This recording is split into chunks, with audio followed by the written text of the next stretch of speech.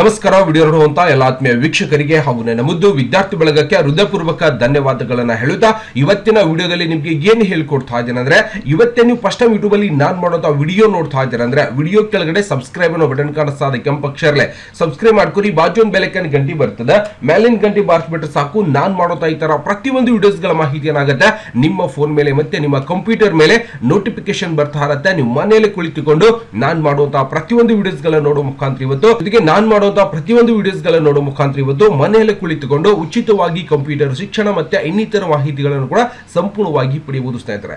ಯಾಕಂದ್ರೆ ಇವತ್ತು ಪ್ರತಿಯೊಬ್ಬರಿಗೂ ಏನಾಗಿದೆ ಅಂದ್ರೆ, ಇವತ್ತು ಕಂಪ್ಯೂಟರ್ ಮೇಲೆ ಜಾಬ್ಗೆ ಸೇರ್ಬೇಕಾಗಿದೆ ಸರ್, ಅಲ್ಲಿ ಯಾವ ರೀತಿಯಾಗಿ ಇಂಟರ್ವ್ಯೂಗಳನ್ನ ತಗೋತಾರೆ, ಯಾವ ಒಂದು ಸಬ್ಜೆಕ್ಟ್ ಮೇಲೆ ನಮಗೆ ಅತಿ ಹೆಚ್ಚಾಗಿ ಪ್ರಶ್ನೆಗಳನ್ನ ಕೇಳ್ತಾರೆ ಅಂತೇಳಿ ಬಹಳಷ್ಟು ಜನ ಕಮೆಂಟ್ಸ್ ಅನ್ನ ಮಾಡ್ತಾ ಇದ್ರು.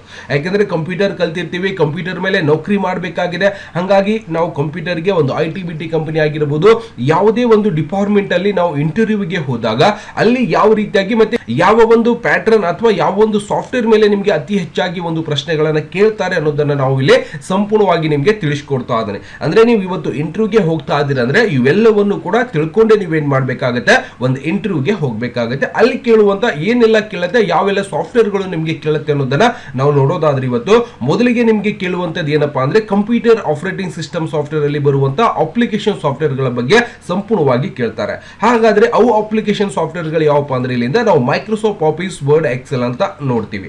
ಓಕೆ, ಇವು ಇಂಪಾರ್ಟೆಂಟ್ ಆಗಿರುವಂತಹ ಯಾವುದೇ ಒಂದು ಕ್ಷೇತ್ರದಲ್ಲಿ ನೀವು ಕೆಲಸಕ್ಕೆ ಹೋಗ್ತಾ ಇದ್ದೀರಾ ಅಂದ್ರೆ ಇವು ಸಾಫ್ಟ್ವೇರ್ ಗಳ ಮೇಲೆ ನಿಮಗೆ ಅತಿ ಹೆಚ್ಚಾಗಿ ಪ್ರಶ್ನೆಗಳ ಕೇಳುವಂತ ಒಂದು ವಿಧಾನ ಕೂಡ ಇದ್ದಿರುತ್ತೆ. ಹಾಗಾಗಿ ಈ ಒಂದು ಸಾಫ್ಟ್ವೇರ್ ಗಳ ಮೇಲೆ ಅತಿ ಹೆಚ್ಚಾಗಿ ಪ್ರಶ್ನೆ ಕೇಳುವಂತ ಒಂದು ಸಾಧ್ಯತೆಗಳು ಕೂಡ ಇದ್ದಿರುತ್ತೆ. ಜೊತೆಗೆ ನುಡಿ ಆಗಿರ್ಬೋದು, ಮೊದಲನೇ ಕೇಳುವಂತದ್ದು ನಿಮಗೆ ಕನ್ನಡ ಟೈಪಿಂಗ್ ಬರುತ್ತೋ ಇಲ್ಲೋ ಅದನ್ನು ಕೂಡ ಸಂಪೂರ್ಣವಾಗಿ ಕನ್ನಡ ಟೈಪಿಂಗ್ ಕೂಡ ಸಂಪೂರ್ಣವಾಗಿ ಕಲ್ತಿರ್ಬೇಕು. ಯಾವ ರೀತಿಯಾಗಿ ಆ ಕನ್ನಡದೊಳಗಡೆ ಬೇರೆ ಬೇರೆ ಸಾಫ್ಟ್ವೇರ್ ಒಳಗಡೆ ನಾವು ಬರೀಲಿಕ್ಕೆ ನಮಗೆ ಬರಬೇಕಾಗತ್ತೆ. ಬರೀ ಟೈಪಿಂಗ್ ಮಾಡೋದು ಬರುತ್ತೆ ಸರ್ ಅಂದ್ರಲ್ಲ, ಇವತ್ತು ಫೋಟೋಶಾಪ್ ಒಳಗೆ ಟೈಪ್ ಮಾಡಿದ್ರು ಮಾಡಬೇಕು, ಮೈಕ್ರೋಸಾಫ್ಟ್ ವರ್ಡ್ ಒಳಗೂ ಟೈಪ್ ಮಾಡಿದ್ರು ಮಾಡಬೇಕಾಗತ್ತೆ. ಜೊತೆಗೆ ಬೇರೆ ಬೇರೆ ಸಾಫ್ಟ್ವೇರ್ ಒಳಗೂ ಕೂಡ ನೀವೇನ್ ಮಾಡಬಹುದು, ನುಡಿಯನ್ನ ಟೈಪ್ ಮಾಡಬೇಕಾಗತ್ತೆ. ಹಾಗಾಗಿ ನಾವೇನ್ ಮಾಡಬೇಕಾಗುತ್ತೆ, ಯಾವೆಲ್ಲ ಇವತ್ತು ಅಪ್ಲಿಕೇಶನ್ ಸಾಫ್ಟ್ವೇರ್ ಗಳ ಮೇಲೆ ನಮಗೆ ಪ್ರಶ್ನೆಗಳನ್ನ ಕೇಳ್ತಾರೆ ಸರ್ ಅನ್ನೋದನ್ನ ನಾವು ನೋಡಿದಾಗ ಮೊದಲಿಗೆ ಸ್ಟಾರ್ಟ್ ಅಲ್ಲಿ ನಿಮ್ಮ ಕಂಪ್ಯೂಟರ್ ಅಲ್ಲಿ ಎಲ್ಲವನ್ನು ಕೂಡ ಸಾಫ್ಟ್ವೇರ್ ಗಳು ನಿಮಗೆ ನೋಡ್ಲಿಕ್ಕೆ ಸಿಗ್ತಾ ಇರುತ್ತೆ. ಬೇಸಿಕ್ ಆಗಿ ಅತಿ ಹೆಚ್ಚಾಗಿ ಕೇಳುವಂತಹ ಪ್ರಶ್ನೆಗಳ ಯಾವ ಒಂದು ಸಾಫ್ಟ್ವೇರ್ ಮೇಲೆ ಕೇಳ್ತಾರೆ ಅಂದ್ರೆ ನಿಮಗೆ ಮೈಕ್ರೋಸಾಫ್ಟ್ ವರ್ಡ್ ಆಗಿರಬಹುದು, ಎಕ್ಸೆಲ್ ಆಗಿರಬಹುದು, ಪವರ್ ಪಾಯಿಂಟ್ ಆಗಿರಬಹುದು, ನುಡಿ ಆಗಿರಬಹುದು, ವರ್ಡ್ ಪ್ಯಾಡ್ ಆಗಿರಬಹುದು, ಫೋಟೋಶಾಪ್ ಆಗಿರಬಹುದು, ಜೊತೆಗೆ ಇಂಟರ್ನೆಟ್ ಅನ್ನ ಯಾವ ರೀತಿಯಾಗಿ ಬಳಕೆ ಮಾಡಬೇಕು, ಯಾವ ರೀತಿಯಾಗಿ ಇವತ್ತು ಮೇಲ್ ಮಾಡಬೇಕು, ಇವೆಲ್ಲದರ ಬಗ್ಗೆ ಅತಿ ಹೆಚ್ಚಾಗಿ ಕೇಳುವಂತ ಒಂದು ಪ್ರಶ್ನೆಗಳಿರುತ್ತೆ. ಹಾಗಾದ್ರೆ ಮೊದಲಿಗೆ ನೀವು ಏನೆಲ್ಲ ರೆಡಿ ಮಾಡ್ಕೋಬೇಕು, ಇವತ್ತು ಇಂಟರ್ವ್ಯೂಗೆ ಹೋಗ್ತಾ ಇದ್ದೀರಾ ಅಂದ್ರೆ ಯಾವೆಲ್ಲ ಸಾಫ್ಟ್ವೇರ್ ಮೇಲೆ ನೀವು ಗಮನ ಹರಿಸಬೇಕು, ಹಾಗಾಗಿ ನೀವು ಯಾವೆಲ್ಲ ಸಾಫ್ಟ್ವೇರ್ ಗಳನ್ನ ಸ್ವಲ್ಪ ರಿವಿಷನ್ ಮಾಡ್ಕೋಬೇಕಪ್ಪ ಅಂದ್ರೆ ಇಲ್ಲಿ ಕಾಣಿಸಿರುವಂತ MS ವರ್ಡ್ ಆಗಿರಬಹುದು, ಜೊತೆಗೆ MS ಎಕ್ಸೆಲ್ ಆಗಿರಬಹುದು, ಜೊತೆಗೆ ವರ್ಡ್ ಆಗಿರಬಹುದು, ಪೇಂಟ್ ಆಗಿರಬಹುದು, ಜೊತೆಗೆ ಇವೆಲ್ಲ ಸಾಫ್ಟ್ವೇರ್ ಗಳ ಬಗ್ಗೆ ನೀವು ಸ್ವಲ್ಪ ರಿವಿಷನ್ ಮಾಡಿರಬೇಕು. ಅಂದ್ರೆ ಮೈಕ್ರೋಸಾಫ್ಟ್ ವರ್ಡ್ ಆಗಿರಬಹುದು ಅಥವಾ ಇಲ್ಲಿಂದ ವರ್ಡ್ ಪ್ಯಾಡ್ ಅಂತ ಬರುತ್ತೆ, ವರ್ಡ್ ಪ್ಯಾಡ್ ಒಳಗಡೆ ನಾವು ಏನೆಲ್ಲ ಕೆಲಸಗಳನ್ನ ಮಾಡಬಹುದು. ಯಾಕಂದ್ರೆ ವರ್ಡ್ ಅಲ್ಲಿ ಕೂಡ ನಾವು ಬಹಳಷ್ಟು ಕೆಲಸಗಳನ್ನ ಮಾಡುವಂತದ್ದು ಆಲ್ರೆಡಿ ನಿಮಗೆ ಗೊತ್ತಿರುತ್ತೆ.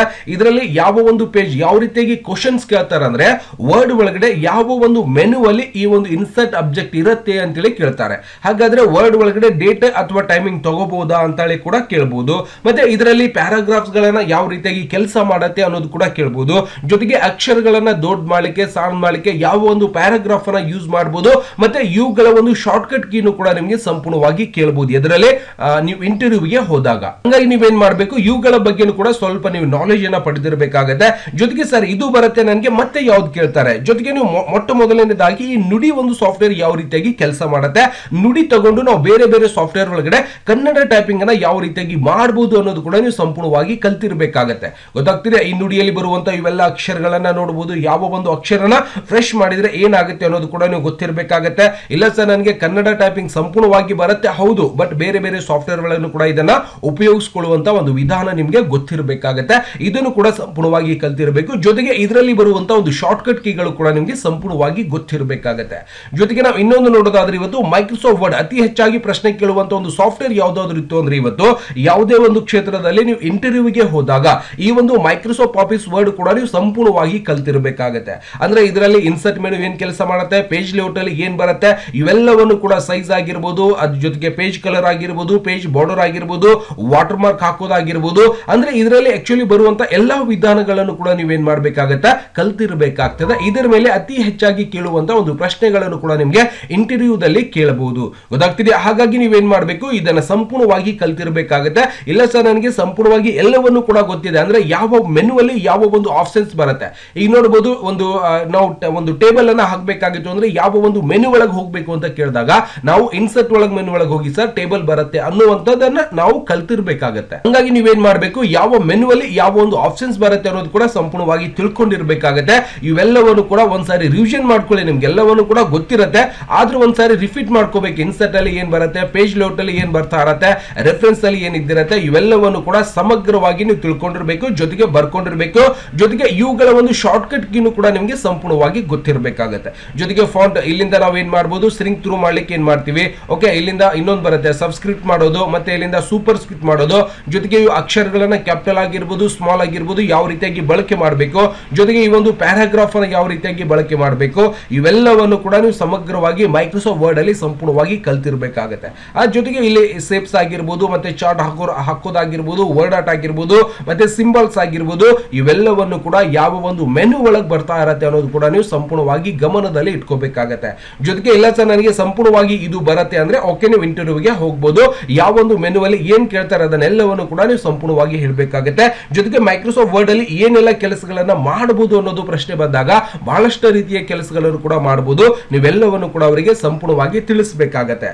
ಜೊತೆಗೆ ಮತ್ತೆ ಇನ್ನೊಂದು ಸಾಫ್ಟ್ವೇರ್ ಯಾವ್ದಪ್ಪ ಅತಿ ಹೆಚ್ಚಾಗಿ ಕೇಳುವಂತದಂದ್ರೆ ಮೈಕ್ರೋಸಾಫ್ಟ್ ಎಕ್ಸೆಲ್ ಅಂತ ಹೇಳ್ತೀವಿ. ಅಂದ್ರೆ ಎಕ್ಸೆಲ್ ಮೇಲೆ ಬಹಳಷ್ಟು ಒಂದು ಕಡೆ ನಿಮ್ಗೆ ಕೆಲಸ ಸಿಗ್ತಾ ಇರತ್ತೆ.